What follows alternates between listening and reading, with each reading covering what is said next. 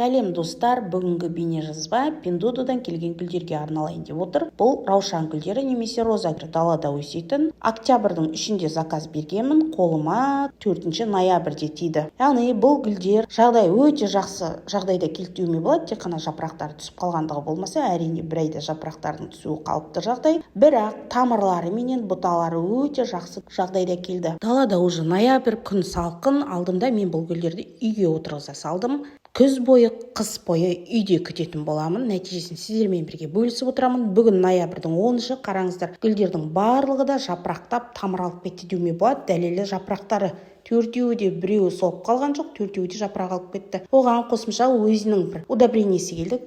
Міне мынау удобрение, бұл удобрениенің не удобрение екенін де білмеймін. Мүмкін тамырын жеделдетіп шығаруға көмектесетін удобрение шығар. Алдымда 1 литр суға езіп құя салдым. Енді алдағы уақытта достар қарап отырыңыздар, сіздермен нәтижелерімді бөлісіп отырамын. Бұл 4 гүл маған 24 юанға түсті.